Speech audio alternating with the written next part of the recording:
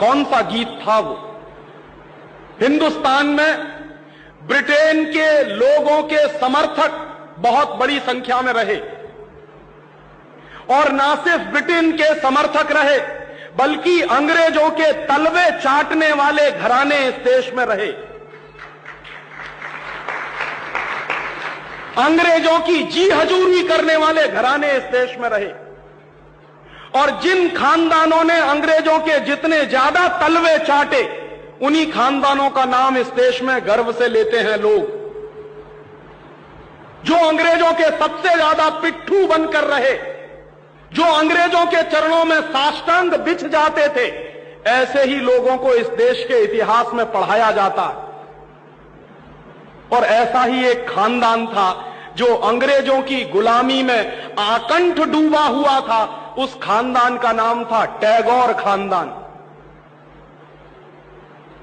और उस टैगोर खानदान का एक व्यक्ति था जिसका नाम था रविंद्रनाथ टैगोर। उस रविंद्रनाथ टैगोर ने जॉर्ज पंचम के स्वागत के लिए एक गीत लिख दिया था।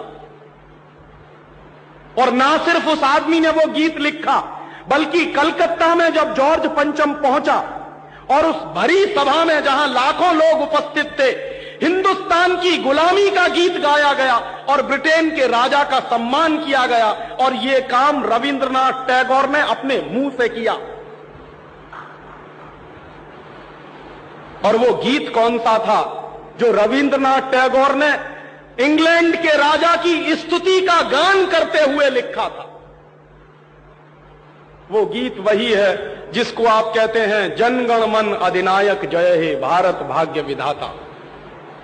बहुत शर्म आती है मेरे जैसे आदमी को जब वो गीत गाने के लिए कोई मुझे कहता है कि ये गाओ। क्यों गाएं उस गीत को?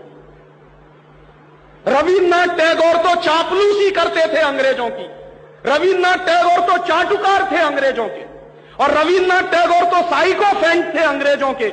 इसलिए उन्होंने अंग्रेजों के राजा के सम्मान में वो गीत लिखा था। मैं तो नहीं हूं, मुझे तो अंग्रेजों की चापलूसी से कोई मतलब नहीं है। मैं तो अंग्रेजों का उससे ज्यादा विरोधी हूं जितना कोई हो सकता।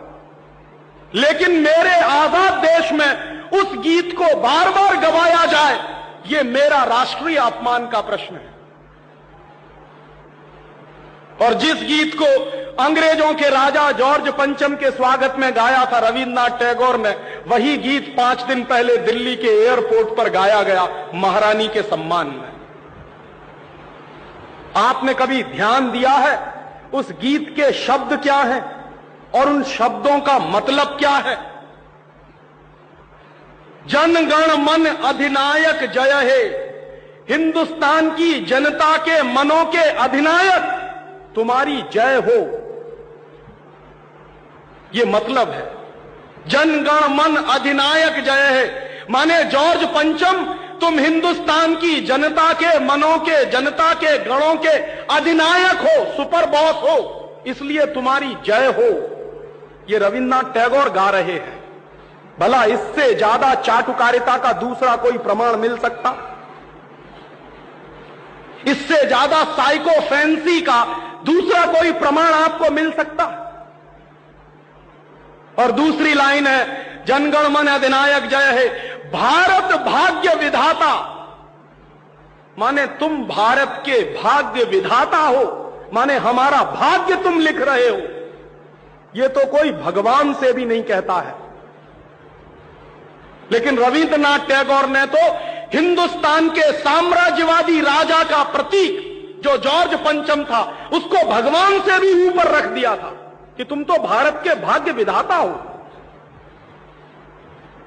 पंजाब सिंध गुजरात मराठा द्राविड़ उत्कल बंग, विंध्य हिमाचल यमुना गंगा, उच्छल जलधि तिरंग, तब शुभ नामे जागे तब शुभ आशीष मांगे।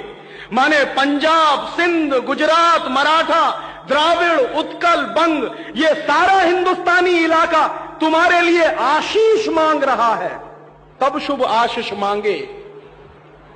तुम्हारी भलाई की प्रार्थना कर रहा है। ये पूरा हिंदुस्तान जो अंग्रेजों की गुलामी में सिसक रहा था, उसको रविन्द्रनाथ टैगोर लिख रहे हैं कि ये सारा का सारा हिंदुस्तान तुम्हारे लिए आशीष मांग रहा है।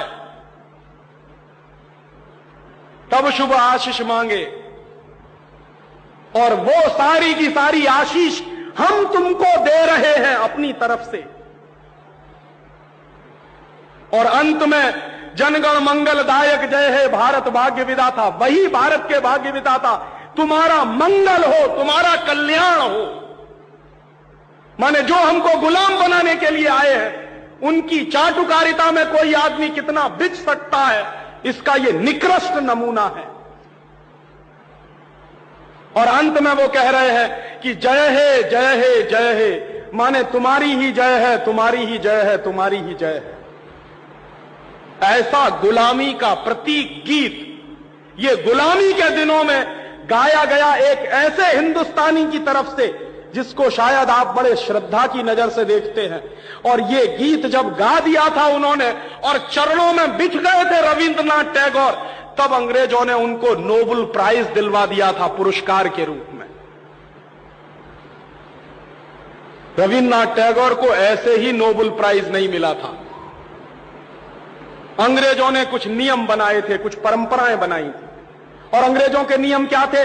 जो अंग्रेजों की जितनी ज्यादा चाटुकारिता करे, जो अंग्रेजों के जितने ज्यादा पैर चाटे, उसी को अंग्रेजी सरकार राय बहादुर का खिताब देती थी। उसी को अंग्रेजी सरकार हिंदुस्तान में और इंग्लैंड में नाइटहुड की पदवियां दिया करती थी। ऐसे ही लोगों को अंग्रेजों की तरफ से इनाम मिलते थे, क्योंकि वो अंग्रेजों के चरण चाटते थे और हिंदुस्तान को गालियां देते थे। और ऐसे चरण चाटू लोग आपने नाम सुना है, हिंदुस्तान के राजाओं के दरबार में कुछ चारण और भाट हुआ करते थे। वो चारण और भाट क्या करते थे? राजा चाहे जितना गंदा हो, चाहे जितना बदमाश हो, चाहे जितना लफंगा हो, लुच्चा हो, वो चारण और भाट हमेशा राजा की प्रशंसा ही करते थे। बदले में राजा उनको कुछ इनाम बांटता था। ऐसे चारण भाटों का खानदान है ये टैगोर खानदान, जिन्होंने ये गीत लिखा है। और मेरा अंदर से रोम रोम कांप जाता है जब कोई मुझे कहता है कि राजीव भाई जनगण मन गाइए। क्यों गाएं? हिंदुस्तान का गीत नहीं है जनगण मन अधिनायक जय। हिंदुस्तान का गीत तो वंदे मातरम रहा है।